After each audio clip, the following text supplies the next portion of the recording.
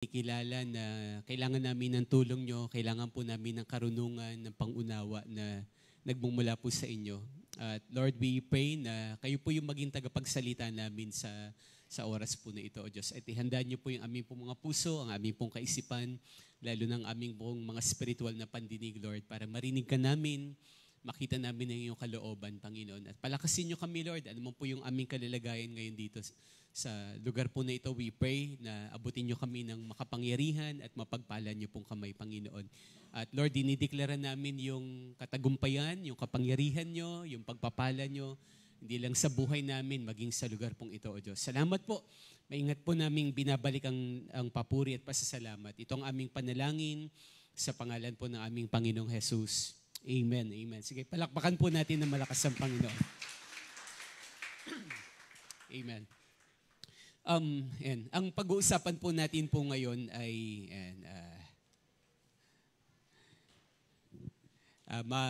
makikita ho natin sa ating pong pag-aaralan in the book of 1 Corinthians chapter 10 verses 11 to 13. Basahin muna po natin na sabay-sabay. Ito yung ating pong salita ng Diyos na pag-aaralan. 1 Corinthians chapter 10 verses 11 to 13. Let's read together. Okay ho? Nandiyan na ho ba kayo? Malakas po nating basahin para kay Lord po yan. 1, 2, 3, go. Nangyari iyon sa kanila bilang babala sa iba. At isinulat upang tayo namang nabubuhay ngayon, mga huling araw, ay maturuan. Kaya't mag-ingat ang sinumang nag-aakalang siya'y nakatayo at baka siya mabuwal. Wala pang pagsubok na dumating sa inyo na hindi nararanasan ng ibang tao. Tapat ang Diyos at hindi niya ipapahintulot na kayo'y subukin ng higit sa inyong makakaya. Yan. Pagpalain po ng Diyos ang pagbabasa ko ng kanyang mga salita. Meron akong post, di ko lang parang taga-church. Siyempre, mostly ng mga friends ko, taga-church lang naman. Natuwa lang ako at na-remind ako sa post. Sabi niya, sana kung yung pera ay katulad lang ng labahan, sana mayaman na ako. Hindi ko alam kung sino yung nag-post doon. No? Sabi ng post, may picture na yung labahan. Sana kung ang pera katulad lang daw ho ng mga labahan na damit na yun ang pinagubaran, sana mayaman na daw siya. Bakit daw ho? Kasi yung labahan ay kusang dumarami. No? Tama ho ba? At ang bilis dumami kahit na hindi mo pagpaguran kusang dumarami.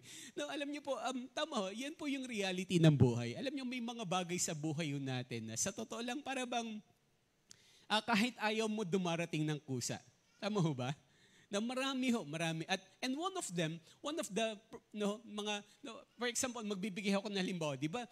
Halimbawa yung mga bayarin, yung mga bills, di ba? Para bang kahit hindi mo imbitahan sa bahayan kusang dumarating yan Tama ho ba? Yung mga basura, di ba? Yung mga labahin, yung mga kalat, no, na sa bahay, kahit na anong ligpit mo, kahit na anong tapon mo ng basura, para bang after a while, after a few hours or days, kumbaga nandyan na siya.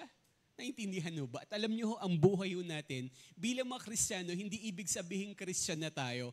No, para bang exempted na tayo sa mga problema ng buhay, no, sa mga bayarin ng buhay, and most especially, hindi tayo exempted sa mga tukso ng buhay. Naintindihan mo ba? Isang bagay na alam natin, hindi man natin gustong dumating sa atin, pero tiyak na darating. Kaya kailangan dapat handa ho tayo. Kaya ho, ang pag-uusapan po natin ngayon, pinamagatan po natin pong paano tatalunin ang tukso. Bingan natin, paano tatalunin? Sabihin natin, ang tukso. No, ang problema parang katulad ho ng tukso, na kusa ho yan dumarating sa totoo lang Tama ho ba? Kahit na hindi ho natin hanapin yan, magugulat ka bigla ho yung dumarating. Kaya isang bagay na kailangan dapat handa ho tayo kung paano tayong mananalo sa mga tukso. And also, by the way, gusto ko pong linawin. No? Kasi sa Tagalog version na binasa ho natin, ang nabanggit ho doon ay pagsubok. Pero kapag binuksan nyo yung Bible nyo, sa English version, ang ginamit pong word is temptation. No, sabi nga natin, temptation. No, kaya ho sa Tagalog po niyan ay tukso. No? Kaya alam niyo, sa totoo lang, the word temptation and problems or trials, parang sometimes ginagamit interchangeably. Nagagamit siya. No, ang pagsubok at ang tukso, parang nagagamit ko minsan ng nagkakapalit-palit. Now, bakit? Kasi katulad rin naman ho ng, alam niyo ho, ang pagsubok, minsan pwede rin siya talaga maging tukso. Naintindihan ho ba? Ulitin ko, ang mga problema, ang mga pagsubok ng buhay, pwede rin talaga siya maging tukso. Bakit? Pwede itong maging tukso para gawin mo yung tama o gawin mo yung mali. Tama ho ba? Halimbawa, meron kang pangangailangan sa pera. Tama ho ba? No, pwede siyang, no problema yon, yes. Pero pwede rin siyang maging tukso at the same time. Bakit? Kasi pwede kang matempt, di ho ba, na ikaw ay mangutang na mangutang. Tama ho ba? Kahit wala ka ng pera, ikaw ay mag-Shopee at maglasada na maglasada. No, at pumunta sa mall, magbibili na kahit na hindi mo kailangan. Naintindihan mo ba? Pero may problema ka. So pwede siya maging tukso. Naintindihan mo ba? Pero isang bagay yun na kailangan nating maintindihan, ang pagsubok ay pwede ho yan, pwede ho yan gamitin po ng Lord para ikakaayos ho natin. Naintindihan po ba?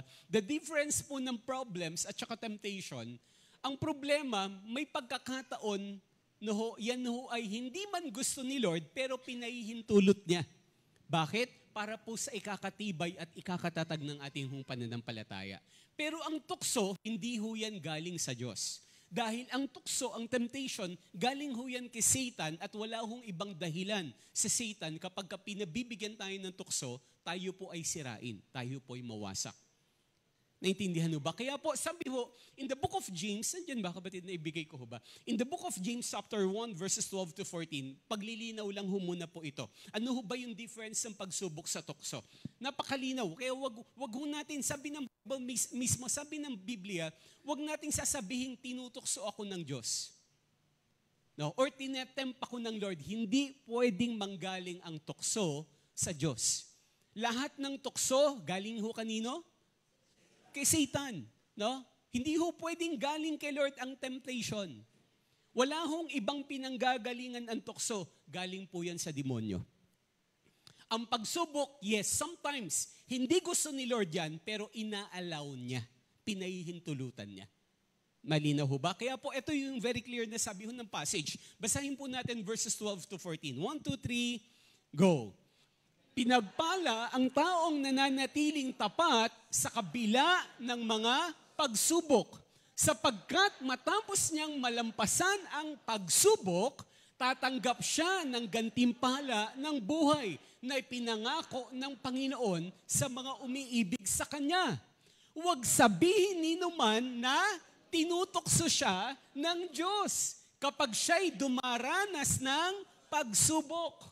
Sapagkat ang Diyos ay hindi maaaring matukso at hindi rin naman niya tinutokso ang kahit sino. Natutokso ang tao kapag siya'y naaakit at nagpapatangay sa kanyang sariling pagnanasa. Yan. So napakalinaw. Tama mo ba? Listen nyo na lang ho yan. Pag bulay-bulayin nyo po ng higit pa sa inyong tahanan, naintindihan mo. Kaya binibigyan ko sometimes ng emphasis yung word na pagsubok at yung tukso. Kasi sabi ko nga ho, sometimes nagagamit siya interchangeably. No, at ang sabi ho doon, very clear, sabi, ang Diyos, pinahihintulot niya sometimes yung problema ng buhay. Pero hindi ho para sirain tayo. Sa totoo lang, behind every problems, may blessing. Noon, makikita ho natin sa talata ho na yon. At ang sabi, hindi niya tutuksohin ang kahit sino man sa atin. Bakit? Ulitin ko, hindi ho galing kay Lord ang tukso. Ang tukso, galing ho kay Satanas. Ano hong purpose ng tukso? Para ho wasakin ang buhay natin. Para sirain ho ang ating pong buhay, ang ating pong pamilya, ang ating relasyon kay Lord, ang ating relasyon sa kapwa. So kailangan ho nating pag-aralan, dahil lahat tayo, wala hong exempted sa tukso. Amen ba? Sabi mo sa katabi mo, hindi ka exempted dito. Sabi mo kaya makinig ka. Kaya alam nyo, tama ho, napakaganda ng quotation, yung sabi ho ni Martin Luther, isa ho sa great reformist, at saka one of the great theologians na mayroon ho tayo. Sabi niya, my temptations have been my masters in divinity. Ulitin ko, my temptations have been my masters in divinity. Sabi niya, anong ibig sabihin? Sabi niya, yung mga tukso ng buhay na dumarating, tukso sa buhay na dumarating sa akin, nagsilbi itong napakalaking aral ko. Naintindihan mo ba? ang dami niya daw hong natutunan sa mga tukso na kinakaharap niya ho sa buhay. Si Martin Luther na ho nagsabi, bakit siya tumalino ng todo? No? Dahil natuto siya ng todo sa mga tukso na dumarating ho sa buhay niya. Naintindihan ho ba? Kaya ho, kailangan rin ho nating malaman, paano ho ba natin tatalunin ang tukso? Yan po yung pag-uusapan natin. Number 1 is kailangan ho nating matuto. Sabihin nga natin matuto. Balikan ho natin yung verse 11. Sabi ho dyan ng verse 11, basahin natin ng malakas para kay Lord. 1, 2, 3, go. Nangyari iyon sa kanila bilang babala sa iba at isinulat upang tayo namang nabubuhay ngayong mga huling araw ay maturuan. So in short, para tayo'y matuto. Kailangan ho natin pong matuto. Kaya ho pala, mga kapatid, ang dami hong mga halimbawa sa Bible, no? Salamat sa Lord. Bakit? Kasi ang Biblia, hindi ho siya bias. No, salamat sa Diyos, no? Ang Biblia, hindi lang ho naisulat yung puro pagpapala lang, puro katagumpayan lang. Even yung mga tukso, even po yung mga panahon ng mga anak ng Diyos ay nagkakasala at pumapalpak na isulat rin sa Bible. Ganun ka very open ng Diyos, ang Biblia. Hindi lang ho yung mabubuting bagay ang naisulat. Even ho yung mga masamang bagay at kapalpakan ng tao ay naisulat ho sa Bible. Bakit? Kasi ang intention, sabi ho dyan, nangyari iyon at naisulat iyon, no? Bakit daw ho? Para tayo namang nabubuhay sa huling araw ay maturuan. Para tayo ay matuto. Alam niyo, palagi kong riniremind ang sarili ko at even iba nakakausap ko, ang totoong matalinong tao natututo sa pagkakamali ng iba. Naintindihan mo ba? Ulitin ko po, pakinggan mo mabuti. Ang totoong matalino yung natututo sa pagkakamali ng iba. Bakit? Kasi maigsi lang ho ang buhay. Hello, sabi mo sa katabi mo, maigsi lang ang buhay, kapatid. Naintindihan mo ba? Alam niyo, kulang ho ang taon ng buhay natin kung para lang tayo matuto, kailangan mong daanan ng lahat ng mga problema at pagsubok ng buhay. Tama ho ba? Hello, anong example nito? Hindi mo kailangang hawakan ang saksakan ng kuryente para malaman mong totoong may kuryente. Tama ho ba? Kung para lang ma-prove mo na talaga nakakakuryente, nakakakisa yan, kailangan mong hawakan yan. Mga kapatid, maigsi lang ang buhay. No? Hindi mo kailangang maranasan yan para alam mong toong nakakakamatay at nakakakuryente ho yan. Naintindihan mo ba? Hello. Matuto tayo sa pagkakamali ng iba. No, hindi mo kinakailangang maranasang magbisyo para alam mong, naku, naniningil ang bisyo balang araw. Naintindihan mo ba? Maiksi lang mo kasi ang buhay. Kaya kailangan natututo tayo sa iba. Kaya kung sabi ng Bible very clear, na isulat yan, nagkaroon sila ng makaranasan at naisulat yan para maturuan tayo, para matuto tayo. No, at alam niyo, kailangan nating maintindihan ang tinuturo ng Bible patungkol sa tukso. Gusto ko lang po mabilis, no? Alam niyo, sa totoo lang, ulitin ko, ganino ho galing ang tukso? Kay Satan yan. Kay Satanas yan. At alam niyo, si Satan, sa totoo lang, meron siyang 3 kapamaraanan para tuksohin ng tao. Simula nung unang panahon hanggang ngayon, hanggang sa darating pang panahon, wala siyang ibang ginagamit, 3 lang. Sa totoo lang ho. Generally speaking, 3 lang ho yung ginagamit niyang tukso. At ano ho yun? Yung lust of the flesh, yung lust of the eyes, and the pride of life. Sabihin nga natin, lust of the flesh. So sa Tagalog ho, yung pagnanasa ng laman. No, ano ho ba ito? Ito ho yung mga bagay na sa totoo lang, ang tinetest ng lust of the flesh, no, sulat nyo kung nagtitake notes kayo, ito ho'y tinetest ho tayo to endure pain. No? And also to delay pleasures in life. No? Ang lust of the flesh, sinusukat ho nito para ho yung kakayanan natin na yung bang matiis yung mga paghihirap, yung mga sakit ng buhay. And also, para ho i-delay yung mga pleasure. Now, bakit? For example, no, di ba? Ang isang example ng lust of the flesh, di ba, na gustong-gusto ko munang makipagrelasyon, no? Hindi pa naman napapanahon. Bata ka pa, nag-aaral ka pa. No, gusto mo na agad mag-asawa, no? Hindi pa pwede. No? Kaya, ang lust of the flesh, kailangan matutunan mong i-delay yung pleasure. Yun yung sinusukat ho noon. Naintindihan ho ba? Kaya in one word, ang tinuturo ho, ang sinusukat ho ng lust of the flesh is our maturity. Sabihin nga natin maturity. Yan, dyan ho nasusukat yung ating pong maturity kapag tayo ho'y dumaraan sa tukso ng lust of the flesh. Pangalawa, yung lust of the eyes. No? At ano ho ito? Ang tinetest ho ng lust of the eyes, ito yung kapag dumaraan ka sa popularity and possession. Prosperity and possession. No? So in short, ito ho yung mga material na bagay. No? So ang lust of the flesh, yung nagsasatisfy sa sarili mo, yung masarap sa kalooban mo, yung gustong-gusto ng katawan ho natin. Yun po yung lust of the flesh. Pero yung lust of the eyes, ito ho yung mga material na bagay. No? At ang sinusukat ho ng lust of the eyes is yung ating pong priority sa buhay. Then pangatlo, yung pride. Huwag ho kayong mag-alala para mas maging klaro, mamaya bibigyan ko ho kayo ng halimbawa. No, yung pride of life, ito yung sa Tagalog ay yung pagmamalaki. No? At ang tinetest ho ng pagmamataas o pagmamalaki, ito yung kapag dumaraan ka na sa popularity and praise. Hello? O, at ang nasusukat ho sa pride of life, ito ho yung sinusukat naman yung integrity. Naintindihan ho ba? Yung ano ho ito yung specific example, yung kapag ikaw ay nakakapagtapos na ng pag-aaral, naintindihan mo ba? May diploma ka na, no? Tama ho? Meron ka ng ipagmamalaki, meron ka ng ipagyayabang kapag ka nakakuha ka na ng trabaho, kumikita ka na, no? Ikaw na yung pinakamay malaking kita sa loob ng bahay, no? Doon nasusukat yung pride of life naman. No, kapag ka napopromote ka, pag na-increasean ka ng salary, ang nateteso doon ay yung pride of life. At ang lumalabas doon yung integrity ho natin. Mananatili ba tayo, nung nagsisimula pa lang tayo, yung integrity natin, even the time na nabe-bless tayo o napopromote tayo? Mananatili pa rin ba yung integrity ng buhay ho natin?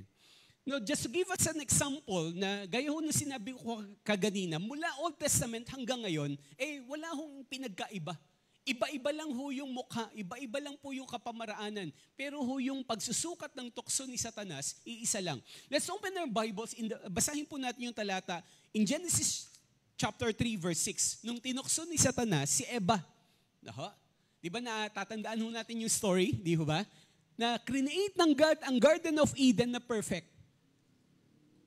Nasusundan, no? At ang sabi ng Lord sa kanila, lahat ng bunga dyan pwede mo kainin.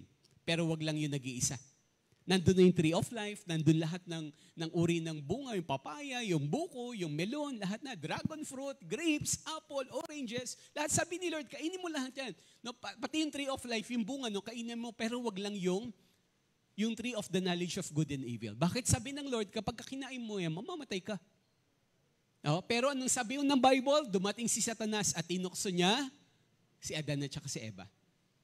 At ang sabi ni Satanas kay Eva, no, totoo ba? No, pinagdududa niya sila Adan at Eva sa sinabi ng Lord sa kanila. Nasabi, totoo ba na pinagbabawalan kayo? Pinaparaphrase ko na lang ho. No, totoo ba na bawal kayong kumain yan? No, sabi ni Satanas, naku, ayaw lang kayong pakainin ni Lord yan. Bakit? Kasi kapag kumain kayo niyan, magiging matalino kayo. Magiging parang Diyos kayo. Tama ho ba? Sabi po in verse 6, sorry, basahin po natin po itong talata na ito ng malakas. 1, 2, 3, go.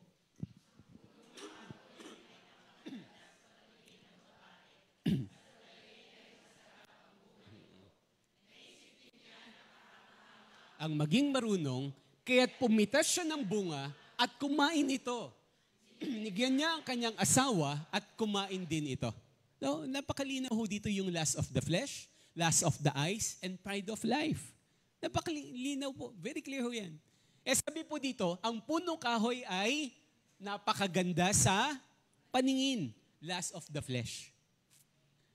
Naintindihan mo ba? Tapos sabi nun, at sa palagay niya'y masarap ang bunga nito. No? So una, lust of the eyes, then pangalawa, lust of the flesh. No? Then next sabi doon, naisip din niya na kahanga-hanga ang maging marunong. Pride of life. Salamat po. Naintindihan mo ba? So generally, No? Dito ho tayo maaari hong tuksohin ni Satanas at hindi ho tayo exempted ho dito. At alam nyo, kahit si Jesus nga ho, hindi ho exempted dito eh. Naalala nyo nung nag-40 days fasting si Jesus, di ba? Sabi ng Bible, pumupunta si Satanas para tuksohin siya. No? At ano yung, di ba, may 3 ring tukso na ginamit si Satanas kay Jesus mismo. Makikita ho natin niya sa Luke chapter 4. Hindi ko na ho papabasahin, ikikwento ko na lang ho, di ba? Nasabi, nagfa-fasting si Jesus, sabi ni Satanas kay Jesus mismo, di ba, makapangyarihan ka, itong bato na to, gawin mo nga tinapay. At ano ho yung tinutukoy ho doon? Anong temptation na ginamit ni Satan? Lust of the flesh. Tama, very good. Yung satisfaction ng sarili. No, yung pangalawang tinukso ni Satanas si Jesus. Ano ho doon? Sabi ng Bible, di ba, na pinakita ni Satan ang lahat ng kaharian sa mundo.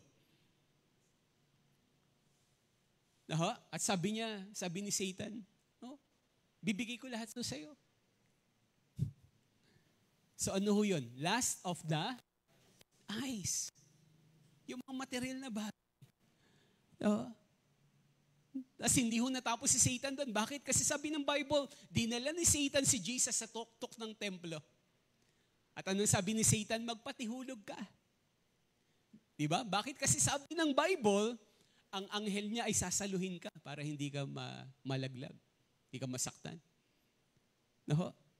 Ang konteksto nun, nung time na yun, ay marami hong umaattend sa templo. Maraming tao. O nga naman, kapag tumalin si Jesus nun, instant celebrity siya agad. Makikilala siya ng biglaan. At anong tinetest ni Satan kay Jesus at the time? The pride of life. Paulit-ulit. Paulit-ulit ho.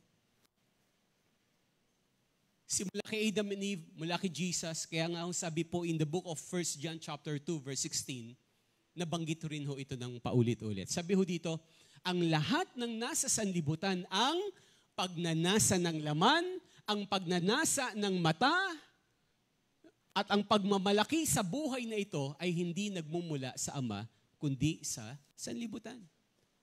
Paulit-ulit. Lust of the flesh, lust of the eyes, and pride of life. Kaya huwag ho natin kakalimutan, bantayan ho natin po ito. No?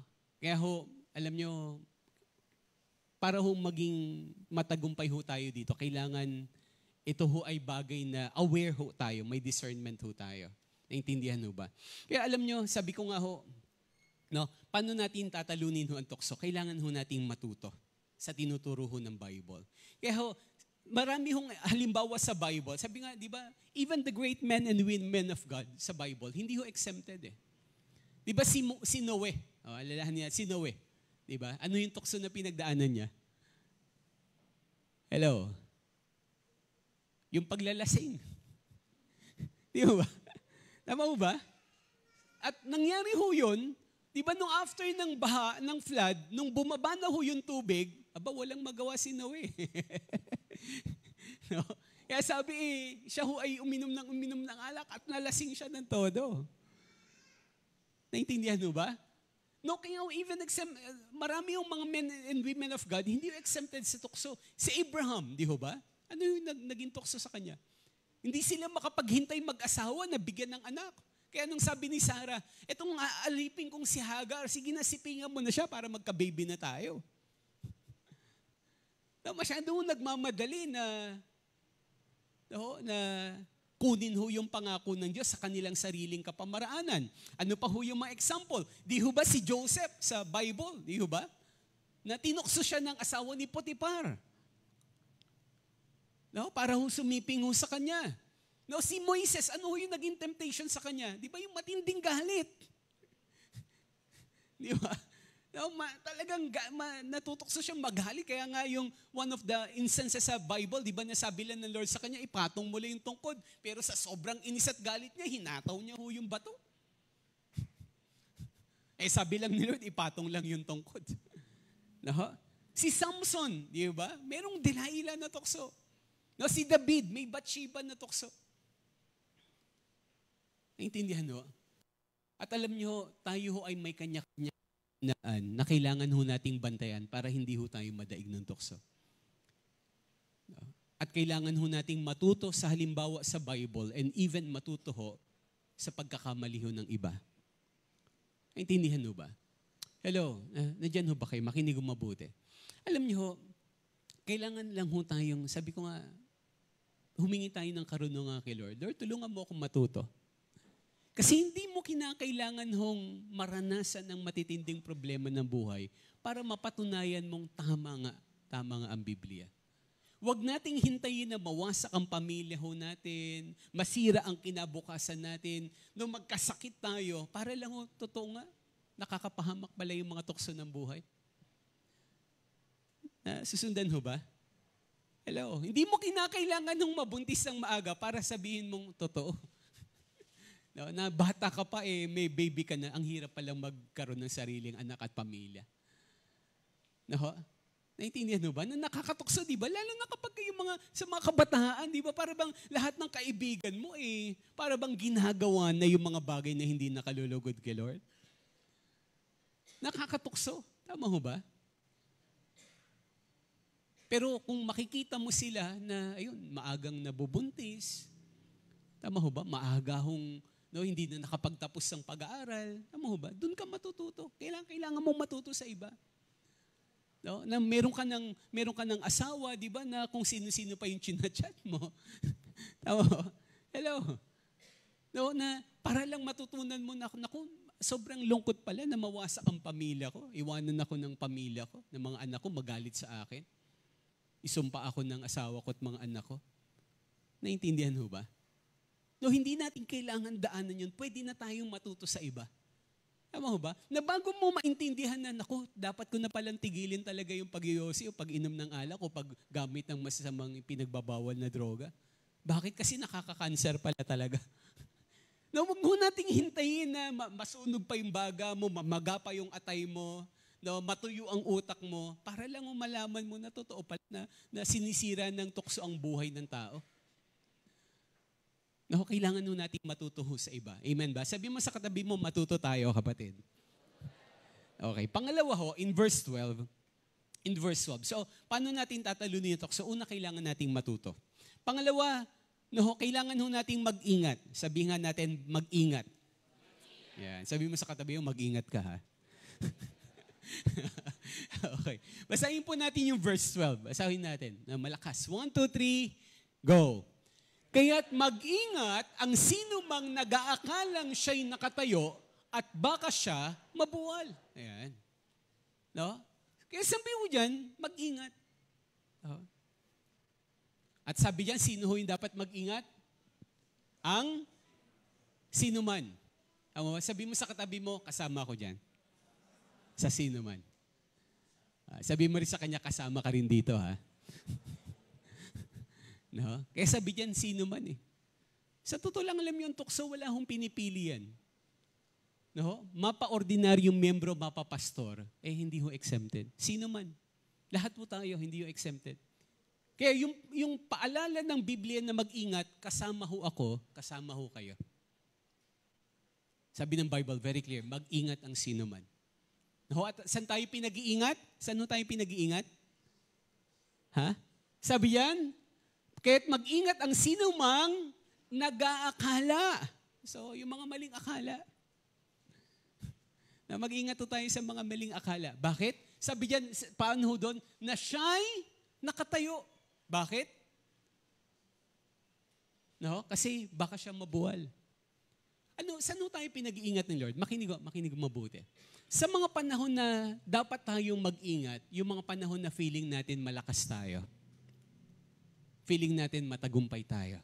Feeling natin matatag tayo. Naintindihan? Masigit dapat tayo mag-ingat doon. Naintindihan ba? No, si David, di ba, kaya alam niyo, reminder ko lang bakit ko rin sinishare po ito. Bakit kasi, praise God, kakatapos lang natin ng Living Waters. Amen ba? Na-announce yung CGR. Pero alam nyo, ang isa sa problema ng mga Kristiyano or even gumagraduate ng Living Waters, parang feeling nila, okay na ako, malakas na ako. Healed na ako. May ginawa na si Lord sa akin. Nagpakita pa nga siya ng vision, ng mga promises. No? Kinatagpo pa nga ako, ang dami ko pa nga Jesus moment nung time ng ministry time eh. Napag-pray ako, napuspos pa nga ako eh. Hello, naintindihan mo ba? Ito yung mga panahon na feeling natin, nakatayo tayo, malakas tayo, matatag tayo. Pero alam nyo, palagi ko remind ang sarili ko una at even mga taong iba nakakausap ko, pwede tayong magpahinga physical, pwede tayong matulog, magpahinga, mag-relax. Pero never tayong dapat magpapahinga spiritual. Huwag tayong magpapahinga spiritual. No, hindi ka pwedeng mag-relax sa pagbabasa ng Bible, sa pagpe-pray, sa pag-worship, sa pag-attend kay Lord. Bakit? Kasi yan yung mga panahon akala mo malakas ka, doon ka pwedeng matumba. No? Feeling mo filled ka ng Holy Spirit dahil kakatapos mo lang ng living waters. That's the time na dapat mong bantayan ng sarili mo. Kasi mas nakakatakot. Naintindihan mo ba? Hello? Ulitin mo sa katabi mo, mag-ingat tayo, kapatid.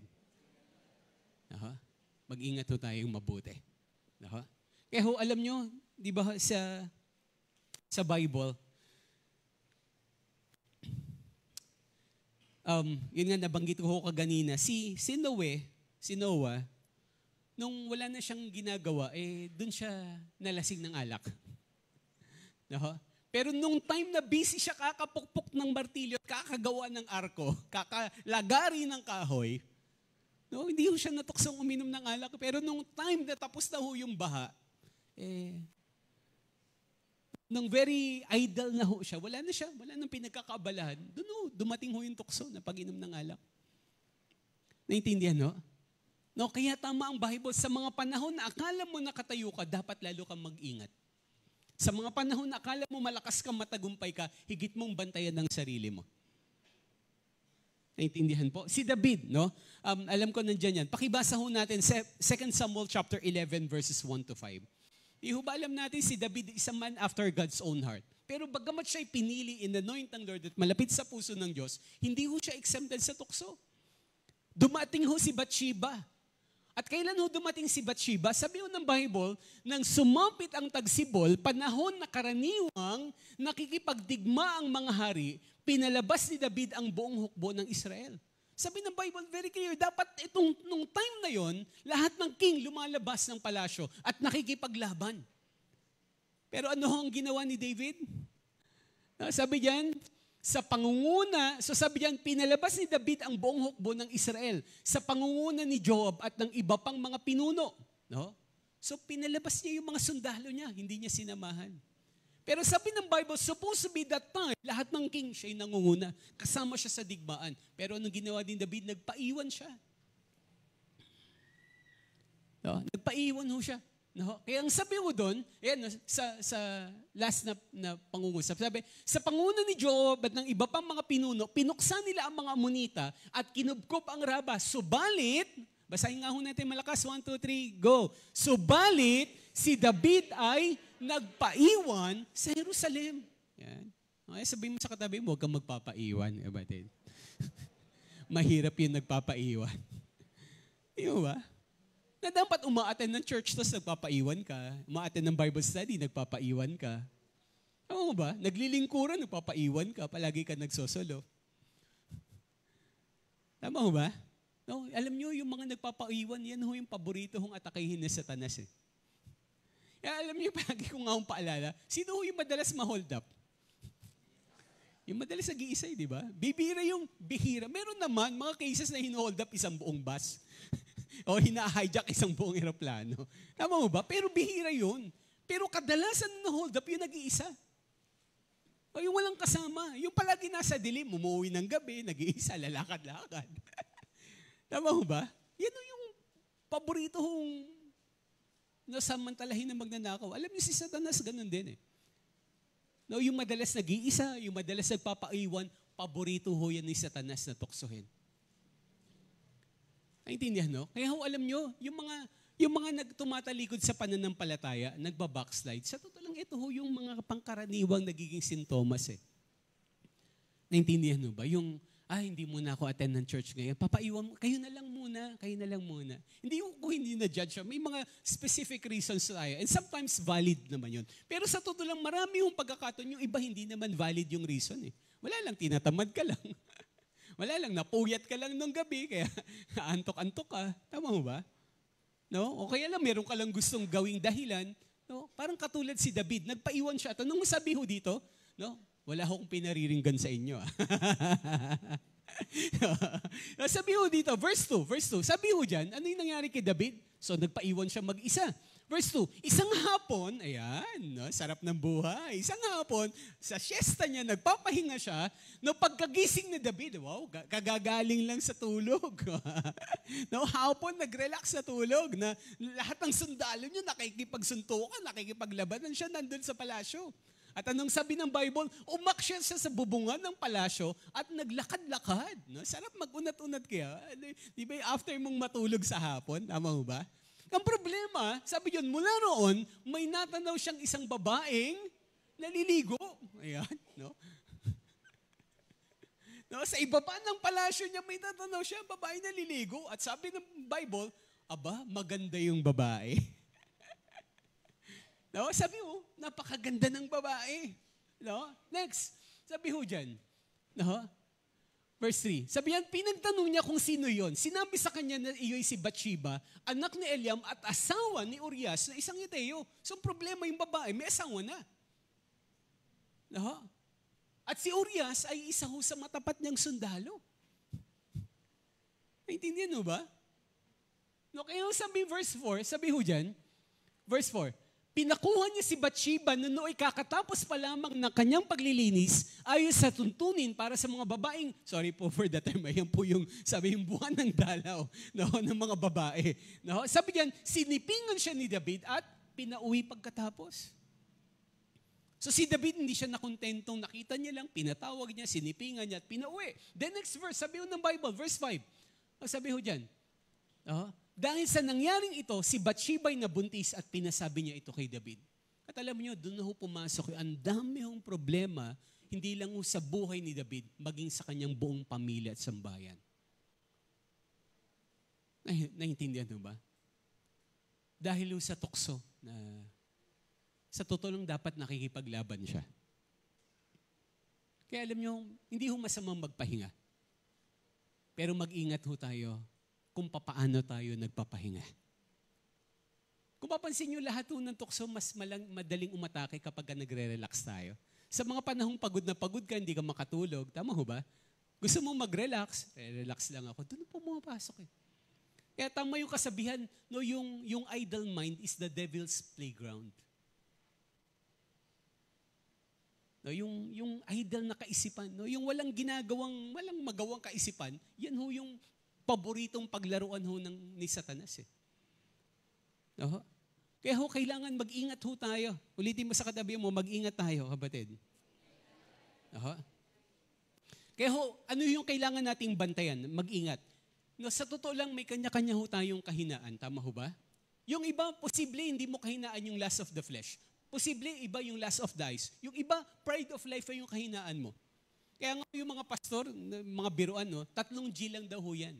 No, yung pwedeng yung parang lust of the flesh, lust of the eyes, and pride of life. Yung gold, yung glory, at saka girls. At meron daw guys. Pero yun lang daw ho yan. Pera? No? Ano po yun? Yung glory, yung pride, yung kasikatan, kayabangan, at yung lust of the flesh, yung hilig ng laman. Kung meron daw hong babantayan ng bawat isa ho sa atin. Naintindihan ho. So, kaya ho kailangan nating bantayan, kailan ba madalas tayong natutokso? Anong oras sa isang araw? Tuwing gabi ba? Tuwing umaga ba? Tuwing tanghali ba? Doon natin higit na nararamdaman yung tukso? No? Kailan? Yun una, kailan? Pangalawang katanungan, saan? No, sa trabaho ba? Doon ka ba madalas matukso? Sa bahay ka ba? No? Sa parte ng bahay niyo, sa kwarto ba? Sa CR ba? Sa sala ba? Pagka nanonood ka ba ng TV? Pagka nagsi-cellphone ka ba? Doon ka madaling inaatake ng tukso? No, kapag ikaw ba'y namamasyal, kapag pumupunta ka ng mall, Kapag sumasakay ka ba ng jeep or ng MRT, doon ka inaatake ng tukso? Kailangan natin pong bantayan yung sarili natin at mag-ingat ho tayo. At sino yung mga kasama mo kapag ka ikaw ay natutukso? Mga kaibigan mo ba, natutukso kang uminom, naiiyaya ka ng mga bagay na hindi kalugod-lugod sa Diyos? Kapag ka ikaw ba'y kasama mo yung mga coworker mo na after ng sweldo ay nagna-night out kayo? No? Kapag kayo, kasama mo ba yung mga kaibigan mo na pumupunta kayo sa ibang lugar para lang mamasyal o para lang magbakasyon? Or mas madalas ka bang matukso ka, yung bang nag-iisa ka at wala kang kakilala, puro stranger yung kasama mo? No? Doon ka ba natutukso? Pumupunta ka sa isang lugar na wala kang kakilala? Or madalas ka bang natutukso kapag ka nag-iisa ka lang? Ito yung mga bagay na katanungan na dapat ho nating bantayan at tanungin sa ating sarili.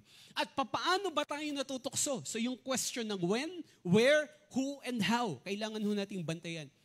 No? Sa mga panahon bang napapahagod ka after mo magtrabaho, makatapos ng project? No? Kapag ka ikaw ba ay nalulungkot na feeling mo, nakakaramdam ka, mag-isa ka, walang nagmamahal sa'yo, doon ka ba natutukso? Kapag ka naboboard ka, wala kang magawa, doon ka ba natutukso? Kapag ka ikaw ba ay nade-depress or nai-stress ka, doon ka ba natutukso? Kapag ka nasasaktan ka ba, doon ka ba natutukso?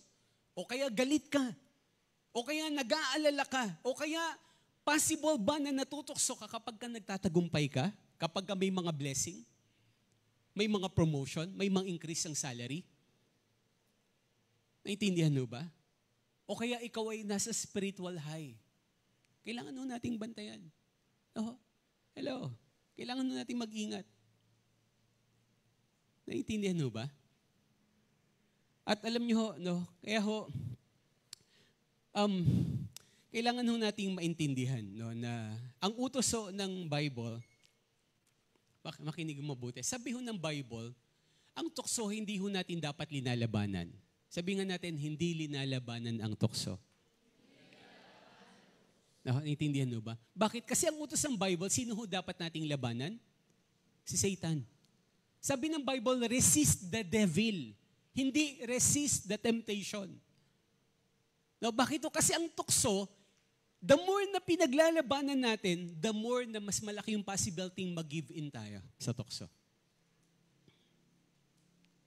Kaya ano hong dapat hong ginagawa sa tukso? Layuan ng tukso. Tama. Kaya, di ba yung kanta ng mga matatanda, di ba? Yung o tukso, layuan mo ako. Malaki hong kasinungalingan po yan. Ekis ho yan. Dahil ang tukso, hindi yan lalayo. At hindi natin pwedeng labanan ho yan. Matatalo ho tayo tiyak sa tukso. Pagka pinilit nating labanan. Ang tukso ay linalayuan. Sabi mo sa katabi mo, lumayo tayo sa tukso. Sana hindi yung katabi mo yung tukso. Hindi, joke lang. Joke lang ho yan. So, yan. Naintindihan mo ba? So, dapat tayo lumayo. No, kaya tama ho yan. Ganda na example sa Bible. In the book of Genesis chapter 39, si Joseph, balikan ho natin po yun. Balikan ho natin yung Genesis chapter 39 verse 6. No? Sabi ho dito ng Bible, sabi, pinagkatiwalan ni Potifar kay Jose ang lahat maliban sa pagpili ng kanyang kakainin. Sabi ho dito, si Jose ay matipuno at magandang lalaki. So talagang grabe ho. No? Pogi talaga si Joseph. No? Sabi ho dito ng Bible, ha? Matipuno siya, malaking pangangatawan niya at pogi siya. No? Sa next verse, sabi pa ho dyan, dumating ang panahon na pinagnasan siya ng asawa ni Potifar. Sa sobrang pogi niya, dami nagkagusto sa kanya. Ang problema, pati yung asawa ng boss niya, nagkagusto sa kanya. At hindi lang may gusto, pinagnasaan siya. No? Anong sabi diyan ng Bible? Sinabi nito, sabi nung asawa ni Potifar, silingan mo ko. No? Yun yung sabi. Tumanggi si Jose at ang sabi, panatag po ang kalooban ng aking Panginoon sapagkat ako'y narito. So tumatanggi siya. Every time na sabi ng asawa ni Potifar, liga magtalik tayo, magsiping tayo, tumatanggi si Joseph. Naintindihan mo ba? Sabi niya, ginawa niya ako tiwala at pinamahala niya sa akin ang lahat sa bahay nito maliban sa inyo na kanyang asawa. Hindi ko po magagawa ang ganyang kalaking kataksilan at pagkakasala sa Diyos. So may tangkol siya kay Lord. Naintindihan mo ba? Next verse, sabi ho verse 10. Hindi pinapansin ni Jose ang babae kahit, imaginein mo yan, tindi naman talaga. Araw-araw siyang sinasabihan ng asawa ni Potiphar, liga, magsiping tayo. Hindi ho, wag niyong imaginein na asawa ni Potiphar pangit. Na yung mga leader at the time, kumukuha rin ho yan ng, kaya nga si Esther naging queen, di ba? Bakit? Kasi yung description, napakaganda ni Esther. Kukuha ang mga hari ng mga leader, hindi lang naman yun, kahit hanggang ngayon, di ba? Yung mga leader talaga kumukuha ng mga ganda yan. Kaya yung asawa ni Potiphar, hindi ho ito gusgusin. Hindi ho ito mukhang pusa. Hindi maganda rin ho ito. At ang sabi ng Bible, araw-araw na tinutokso ni asawa ni Potiphar, si Jose, sabi niya, magsiping tayo. No? Yun yung sabi. No? Malamang, di ba? Kapag unang araw, pero yung araw-araw, naku po, talagang grabe. Naintindihan mo ba? Matindi hong nito. Kaya kahit si Joseph, hindi siya exempted. Naintindihan mo? Kaya sabi verse 11, ngunit isang araw, nasa bahay si Jose upang gampanan ang kanyang tungkulin, nagkataong wala roon ng ibang mga utusan. So silang dalawa lang yun nandun. Si Joseph lang at saka yung asawa ni Potiphar. Kaya in next verse 12, sabi ho dyan, walang ano-ano'y hinablot ng babae ang kanyang balabal at sinabi, halika't sipingan mo ako. At anong ginawa ni Joseph? Ano sabi ho dyan? Ulit to. Basahin natin ng malakas. No? Patakbo siyang lumabas, ngunit naiwan ang kanyang balabal sa babae. No? Maging malinaw lang, hindi siya patakbong palapit sa asawa ni Potiphar. No, hindi siya nagmamadaling tumakbo para sipingan yung asawa ni Potiphar. Anong sabi? Patakbo siyang lumabas. Patakbo siyang linayuan yung tukso. Hello. Alam niyo, mga kapatid, sa totoo lang, alam naman ho natin kung saan ho tayo madalas sa matukso. Tama ho ba? May kanya-kanya ho tayong tukso magtapatan na ho tayo dito. Diba? Alam niyo, sa totoo lang, na yung iba mga kalalakihan dito, yung iba natutukso sa mga sexy, pero yung iba hindi natutukso sa mga sexy. Yung iba sa mga bilugan natutukso. Hindi, walang biro Wala hong to. Alam niyo, may ganyan akong kakilala. Pag yung mga sexy, hindi siya natutukso, pero yung mga, doon siya very attracted. No?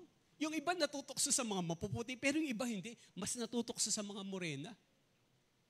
Naintindihan mo ba? May kanya-kanya ho kasi talaga. Kaya kailangan alam natin. No, even yung mga babae, ganun, di ba? Yung iba natutokso sa mga tall, dark, and handsome. Yung iba naman, hindi. Yung mga Korean style sila natutokso, di ba? Yung mga may kulay ang buhok, di ba? No, yung mga anyo nga sa'yo, di ba? Naiintindihan mo ba? Hello? Tama mo ba na yung may mga glass skin, di ba na, di ba, ibang matitipuno, hindi, para bang slim, di ba? May kanya-kanya hong natutokso ho tayo Naintindihan. Kaya kailangan ho natin magbantay. No? Kailangan ho natin, at alam nyo, kung alam mo yung kinatutoksohan mo, sabi, tumakbo ka, papalayo. Umiwas ka, mag-ingat ho tayo. Mag-ingat ho tayo. Naintindihan ho ba? No, yun po yung sabi ho dyan na tinuturo ng Bible na kailangan nating bantayan. So una, kailangan nating matuto. Pangalawa, kailangan nating mag-ingat. Pangatlo, kailangan ho nating magpasakop. Sabihin natin magpasakop. Sabi mo sa katabi mo, magpasakop tayo kay Lord, kapatid. Balikan ho natin yung passage na binabasa natin, verse 13 ng 1 Corinthians chapter 10. Sabi ho dyan, basahin ho natin ng malakas sabay-sabay. 1, 2, 3, go. Wala pang pagsubok na dumating sa inyo na hindi naranasan ng ibang tao. Tapat ang Diyos at hindi niya ipahihintulot na kayo'y subukin ng higit sa inyong makakaya. No? So, yan. Sa halip, pagdating ng pagsubok, bibigyan niya kayo ng lakas upang makayanan ito at ng paraan upang malampasan ito. Ulitin ho natin yung word na ginamit yan, pagsubok, pero sa English temptation. Kasi bakit? Kaya tama rin yung word na sinusubok. No? Tayo ay sinusubok. Naintindihan ho ba? So, yung kailangan nating maintindihan. Makikita ho natin dito, sabi, lahat ng tukso o problema o pagsubok or temptation, sa totoo lang, yung pinagdaraanan mong tukso, hindi lang ikaw ang natutokso dyan. Merong iba ring natutokso. Naintindihan mo ba?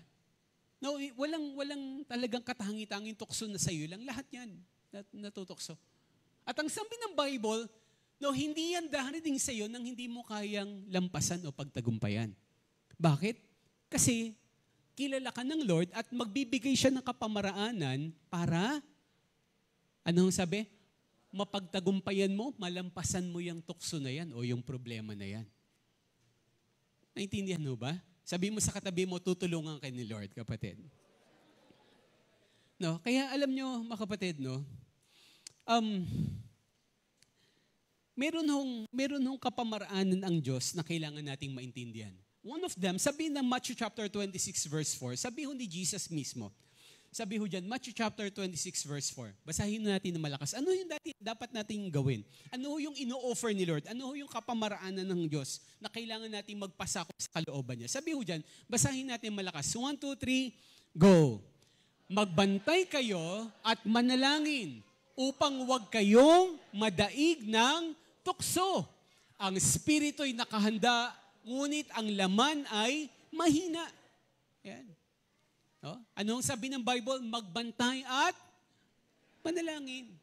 No? Kailangan ho nating magbantay. At kailangan rin ho nating magbantayan. Tama ho ba?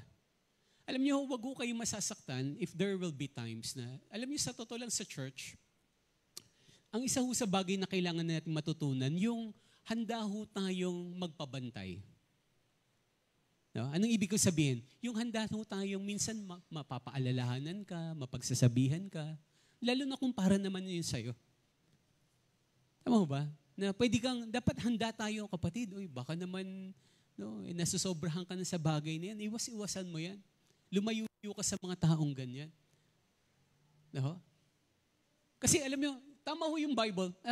Hindi ko napasama dyan, pero naalala ko lang ngayon. In the book of Psalm 19, now verses 12 to 14, tama ho yung Bible eh. Basahin natin ito. Please paki-include ho dyan. Psalm 19 verses 12 and 14. Samahan niyo po ako. Hindi ko ho naisama. Naalala ko lang po. Sorry. Naalala ko ho ngayon. Itong verse na to. Sabi ho dito, Psalm 19, 12 to 14. Sabi ho dito, walang taong pumupuna sa sarili niyang kamalian. Tama ho ito, di ba? Hello? Andiyan na ho ba? Walang taong pumupuna sa sarili niyang kamalian. Wala eh. Mas gusto natin yung pinupuna natin yung mali ng iba. Tama ho ba? Pero yung mali natin, sa totoo lang ayaw nating pinupuna tayo eh. Tama ho ba? Yun sabi basahin nga natin ng malakas. Sabay-sabay ho. 1, 2, 3, go. Walang taong pumupuna sa sarili niyang kamalian. Kaya sabi diyan, iligtas mo ako, Yahweh, sa lihim na kasalanan. Verse 13, ilayo mo ang iyong lingkod sa mapangahas na kasalanan. Huwag mong itulot na maghari sa akin ang kasamaan. Sa gayoy mamumuhay akong walang kapintasan at walang bahid ng masama ang aking mga kamay. Verse 14, naway ang mga salita ko at kaisipan, kaluguran mo, Yahweh, manunubos ko at kanlungan. Ulitin ko, mga kapatid, dito sa church, bahagi ho ng atin hong paglagong espiritual ay yung tayo ho'y mapagsasabihan at mapapaalalahanan. Kasi hindi normal sa atin na nakikita natin yung mali natin. Ang madalasong nakakakita ng mali natin at mga bagay na dapat baguhin natin ay yung mga tao sa paligid natin. Tama ho ba? No? At kapag ka napagsasabihan mo tayo, mahal ka. Sabi mo sa katabi yung mahal ka, kapatid. Kaya pagsasabihan ka. Naintindihan mo ba? Kapag ka hindi ka mahal, wala kaming pakialam sa'yo. No, kaya sabi yung Bible, tama yung Bible, di ba? Yung anak ng Diyos, dinidisiplina niya. Pero kapag ka hindi ka anak ng Diyos, hindi ka didisiplinahin. Hello? Nandiyan ho ba? Nandiyan ho ba kayo? Kaya kapag ikaw may mga taong nagko-call ng attention mo, concern lang yan sa'yo. Makinig ka dyan. Kasi baka ginagamit yan ng Lord para i-remind ka. Naintindihan mo ba? So, yan po yung mga kailangan nating bantayan. Kaya sabi ho ng Bible, magbantay tayo at manalangin. No, another passage ho. Last na ho ito. Another passage, no? So, in Psalm 119 verse 11, no? Ano ho yung makapamaraanan ng Diyos para mapagtagumpayan natin yung tukso, para talunin ho natin yung mga tukso sa buhay natin. No, ulit, kailangan nating matuto, kailangan nating mag-ingat, at kailangan nating magpasakop sa kalooban ng Lord at sa mga bagay na nakalaan niya para po sa atin. Psalm 119 verse 11. Basahin mo natin ng malakas. 1, 2, 3, go. Ang banal mong kautusay sa puso ko iingatan upang hindi magkasala laban sa iyo kailanman. Anong tinuturo ng Bible? May malaking koneksyon ang salita ng Diyos kapag natutokso ho tayo. Yun ho yung sinasabi ng Bible. Ulitin ko, may malaking kinalaman ang salita ng Diyos sa mga tuksohong dumarating sa atin. Kaya kapag tayo ho hindi ho babad sa salita ng Diyos, that's the time na madali ho tayong mag-give in sa tukso. No, kaya anong sabi ng Bible, no? Dapat yung salita ng Diyos, hindi lang ho hanggang tenga. No, maganda ho na nakikinig tayo. Hello? Tama ba? At dapat yung salita ni Lord, hindi lang hanggang tenga, hindi rin lang hanggang isip. Okay rin na ina-analyze natin, nag-aaral tayo, minimemorize natin, pero nung sabi ng Bible, dapat ang salita ng Diyos pumapasok sa tenga, pinag-iisipan natin, pero nananatili sa puso ho natin. No, kaya sabi sa English, Lord, I have hidden your word in my heart so that I may not sin against you. No? Dapat ang salita ng Diyos, hindi lang natin binabasa, hindi lang pinapakinggan, hindi lang inaaral. Kasi pwedeng nakikinig ng salita ng Lord, attend ng Bible study, pero hindi naman sinasa puso yung salita ng Diyos. Kaya nga sabi sinasanguso lang. Hello? Kristiyano daw sa nguso, hindi daw Kristiyano sa puso Naintindihan mo ba?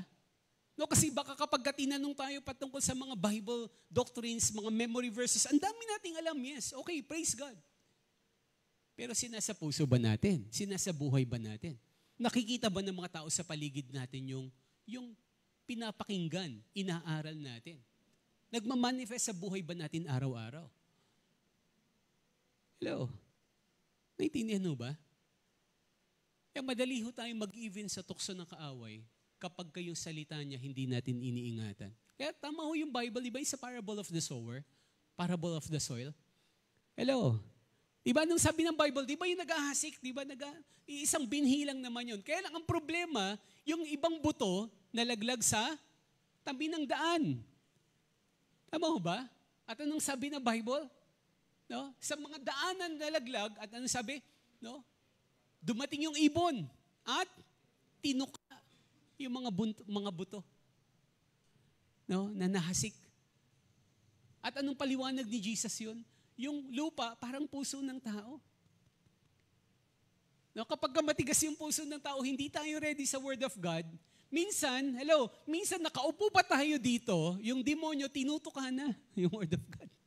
Huwag kang makinig dyan, sige, antukin ka. Alalahanin mo, baka hindi mo napatay yung electric fan, baka yung saksakan ng plancha, na ano kayang lulutuin mo sa bahay mamaya, di ba? Anong ibig sabihin yan? Pagka nararamdaman mo yan, tinutukanan ni Satanas yung salita ng Diyos na dapat napapakinggan natin, na pag-iisip natin at nananatili sa puso natin, pero posibleng si Satan, tinutukan niya na yung Word of God na nandito pa tayo sa church. Hello? Tama mo ba? Nasa church pa tayo, tinutukahan na yung Word of God para wag tumubo. No, para wag mabuhay, para wag mamunga. Naintindihan mo ba? Kaya napakahalaga na, Lord, tulungan mo po yung puso ko na maging matabang lupa sa iyong mga salita. Tulungan mo kong ingatan yung salita mo sa puso ko para maipamuhay ko to. At nang sa gayon, mapagtagumpayan ko yung mga tukso ng buhay na dumarating sa akin. Naintindihan mo ba? Pwede mo bang tayong lahat ay tumayo ngayon at tayo ay mananalangin?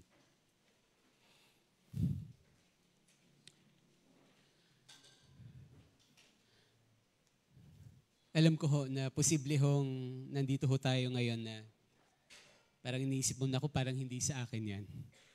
Praise God, sana kung talagang alam ho natin to po para po sa atin po ito. Pero hindi ho matatanggi na posibleng wala ho tayong pinagdaraanan ng tukso ngayon. Pero wag ho tayong papakasigurado. Parang katulad ho ng talata ho na nabanggit po natin, nabasa ho natin kaganina. Anong sabi ng Bible? Wag mong aakalain na, wag mong iisipin na ikaw ay nakatayo at matatag. Kasi posibleng the moment na niisip mong maayos ka, baka yan yung pinaka-vulnerable na bahagi ng buhay mo na pwede kang matumba. Naintindihan mo ba? Kaya alam nyo, tama ho yung kasabihan na kapag tayo ho ay lumuluhod, yung mga taong nakatayo, sila yung madalas matumba eh. Pero yung taong nakaluhod, mahirap silang patumbahin. Tama ho ba? Ulitin ko po, pakinggan nyo mabuti. Yung mga taong nakatayo, sila yung may possibility talagang matumba. Pero yung mga taong nakaluhod, sila yung mas mahirap pong patumbahin. Physically and even spiritually. Ano hong pinapaalala ho nito? The time na palagi tayong nakatayo at parang nagmamalaki at nagtitiwala sa sarili natin, that's the time na kailangan nun nating matakot at mapaalalahanan. Pero kapag tayo palagi hong nagpapakumbaba sa Diyos at humingi ng tulong sa Kanya, mas lalo tayong nagiging matatag. Naintindihan mo ba? Na nawa ay tayo ay mapaalalahanan ng mga salita ho ng Lord na to at magbantayan ho tayo. Dinala ho tayo ng Lord sa church na to para ho tayo ay hindi lang ho lumago and even mabantayan. Naintindihan mo? Sabi mo nga sa katabi mo, kailangan kita kapatid. Bantayan mo ko. Amen ho ba? Alam niyo ho kung wala rin hong mga taong ginamit ang Lord para ho bantayan ako, malamang matagal na rin ho kung wala dito sa church. Malamang matagal na rin ho kung hindi ho naglilingkod at pastor sa Panginoon. Bakit? Kasi hindi ko na rin mabilang yung tukso na pinagdaanan ko eh. Simula pa lang ho nung college ako, mga kapatid, nung nag-aaral ako, grabe ho yung tukso. Grabe yung tukso. Sa kaibigan, sa kaklase, even sa professor. Hindi ko makalimutan yung time na sabi ng isang professor namin, lahat tayo pupunta tayo ng bar. Iinom tayo. Pagka hindi kayo sumama, bagsak kayo. Alam nyo, nung sinabi ho ng professor, graduating ho ako noon Graduating ako noon. Nung sinabi ho ng professor, nag-ambagan na talaga. At mga kaklase ko excited eh. May dalawa ho kaming Christian, nagkatingin na kami dalawa kung mag-aambag kami o hindi. Mabuti na lang may isa akong Christian na katabi. Ay, hindi katabi, kaklase. Nagkatinginan kami, nagpapakiramdaman kami kung mag-aambag kami, kung sasama kami sa bar. Alam namin Christian kami pareho. Pero salamat sa Lord, may mga tao na yung magkakatinginan kayo, magpapakiramdaman kayo. Dahil kung wala, mas malaki yung possibility na nag-give in tayo sa tukso. At after nun, hindi ko makalimutan, sabi ko, nag-pray kami dalawa. Sabi ko, ibagsak na tayo kung ibabagsak, pero hindi tayo sasama sa kanila. No? Sabi ko, sige, willing na ako. Willing na tayong mag-repeater na lang tayo. Totoo yun. Nangyari sa akin sa Mapua yun. Alala ko may isang taga Mapua dito eh. No, so, alam nyo, matindi ho yung tukso. Matindi ho. Kailangan natin ng manindigan. Kailangan natin manindigan. Dahil kapag nag-give in ho tayo sa tukso, wawasakin natin nito yung buhay natin. Hindi lang ho buhay natin, yung ating pong kinabukasan, and even ho yung pamilya natin, mga mahalo natin sa buhay. No, kasama na rin ho dito yung ministry natin. Kaya kailangan ho natin mag-ingat. Tayong lahat ay yumuko at manalangin. Lord, salamat po. Salamat po sa iyong mga salita na aming pong pinag-aralan po ngayon. Posible po na hindi ho namin lubos na maintindihan ng buong-buo ngayon ang aming pong mga pinag-aaralan. But Father, I pray God for your help. I pray for your Holy Spirit, Lord, na Tulungan mo po kaming maintindihan po namin ito, O Diyos. Hindi lang namin maintindihan, maalala po namin po ito, Panginoon. Maisa pamuhay po namin. I pray, God, for your special protection, God. Sa bawat isa sa amin. Lord, hindi lang po ang simpleng miyembro, maging kami po, lalo na po ako, kami po mga pastor, kami po mga lingkod nyo, mga elders, mga ministry head, mga tumatayo na ho dito sa harapan. Father, I pray, God, for you to remind us, Lord, na mag-ingat po kami. Dahil palala po ng palala ang tukso po ngayon, Panginoon. Huwag niyo pong hayaan na kami po ay madaig po ng tukso. Tulungan niyo kaming matuto, tulungan niyo kaming mag-ingat, at magpasako po sa inyong kalooban, O Diyos.